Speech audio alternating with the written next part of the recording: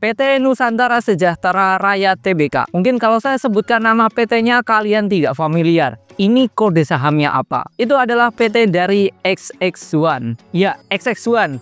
Bioskop itu loh. Sampai 6 bulan di 2024, XX1 telah mengoperasikan 248 bioskop. Terdiri dari 1.317 layar. Dan tersebar di 61 kota di Indonesia. Jumlah layar itu bertumbuh 2,8% kalau kita bandingkan di akhir tahun 2023 yang capai 1.280 layar. PT Nusantara Sejahtera Raya Tbk ini kode sahamnya adalah CNMA. Di mana perusahaan ini secara fundamental maupun teknikal kita akan bahas di video kali ini.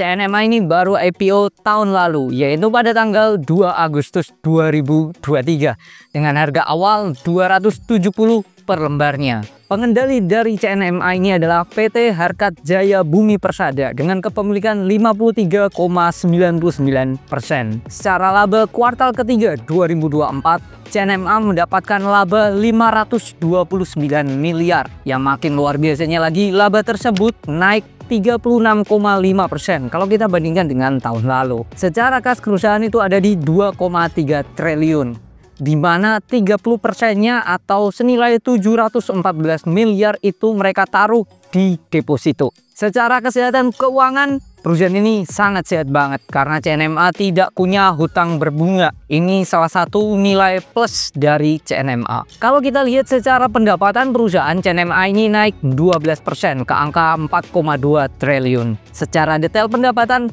hampir semua segmen pendapatannya itu mengalami kenaikan.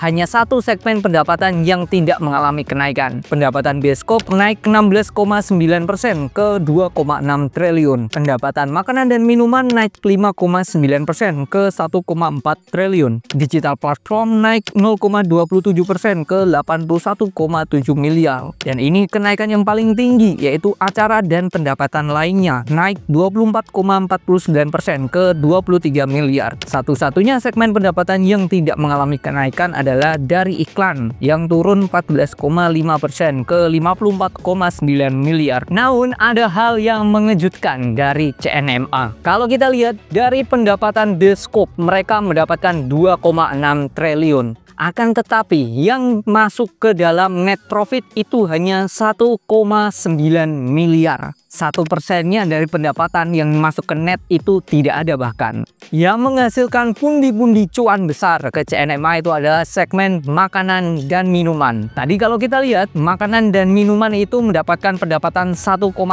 triliun. Dan dari total 1,4 triliun yang masuk ke net profit itu sebesar 46% atau senilai 647 miliar. Jadi ini yang membuat CNMA cuan gede dari makanan dan minuman. Kalau kita lihat pendapatan secara geografis, baik Jabodetabek, luar Jabodetabek tapi masih di Jawa, dan juga di luar Jawa, semuanya mengalami kenaikan. Dari situ kita bisa mengambil kesimpulan bahwa usaha bioskop dan sejenisnya ini masih bertumbuh. Entah itu di Jabodetabek, Jawa, atau bahkan luar Jawa. Intinya segmen hiburan di Indonesia masih bisa bertumbuh sangat pesat. Yang membuat pendapatan dari bioskopnya sendiri tertekan sangat besar adalah beban dari film itu sendiri. Yang mana beban dari film itu capai 50% sendiri. Gimana secara teknikal? Ini adalah harga CNMA di 177 per lembarnya. Berdasarkan closing perdagangan 2 Desember 2024 hari Senin ya. Nah ini ya aslinya CNMA kan juga baru IPO 1 tahun yang lalu, Agustus tepatnya 2023 di 270. Dan ini sudah turun lumayan dalam gitu. Dan beberapa hari dia mengalami penurunan yang lumayan oke, terutama di awal November nih. Ya, akhir Oktober sampai awal November. Nah ini ada turunan yang lumayan dalam disertai dengan volume yang kuat. Nah, kalau kita lihat di sini, ini terlihat jelas bahwa dia masih terjadi downtrend atau fase penurunan. Dan kalau seperti ini, nah ini kita mau lihat nih support resistannya di berapa. Kalau sekilas seperti ini Ini ada resisten di sini di 182, ini ada resisten 182. Nah, supportnya di berapa? Nah, ini ada beberapa kali dia sentuh harga sekian terus balik mantul lagi, yaitu di 176, 175. Nah, itu bisa jadi area supportnya ya di situ. Cuman ini saya melihat ada sedikit indikasi adanya pattern di sini, dan ini pattern yang buruk ya kalau saya lihat. Nah, ini pattern apa? Nah, ini kalau diperhatikan ini mirip pattern yang namanya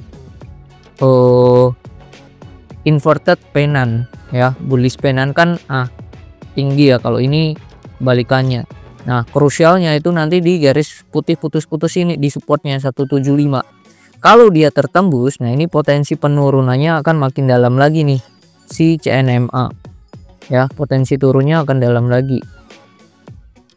Nah, potensinya dia ke sekian lah, 150. Ya ini tadi 150. Ini menjadi area yang krusialnya jikalau dia tembus breakdown dari 175 disertai volume yang kuat. Nah, ini terlihat aslinya hari ini Senin dia sempat naik, tapi di closingnya dipaksa turunan dan volumenya cukup gede dibandingkan Kamis dan Jumat. Jadi ini kita lihat nih, dia masih kuat nggak 175-nya. Kalau 175 nggak kuat sebagai support, ya dia akan menuju ke support selanjutnya, yaitu ke 150.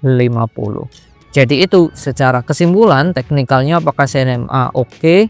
Saya akan katakan tidak oke secara teknikal. Meskipun perusahaan ini baru IPO 1 tahun yang lalu, CNMA ini sudah rajin bagi dividen. Bahkan mereka membagikan dividen sudah 2 kali. Yang pertama, mereka membagikan dividen 18 April 2024 senilai 8 per lembar. Itu berdasarkan laba tahunan 2023. Yang terbaru, mereka membagikan lagi yaitu 30 Oktober 2024. Jadi 1 bulan yang lalu. Itu senilai 5 per lembar. Itu dividen interim berdasarkan laba yang mereka dapatkan sejauh ini di 2024. Jadi bisa dikatakan nantinya di tahun depan mereka akan membagikan lagi dividen final, yang bisa disimpulkan juga dividen tahun 2024 itu lebih tinggi dibandingkan dividen tahun lalu. Tantangan untuk CNMA sendiri adalah di kuartal keempat 2024 ini. Kenapa?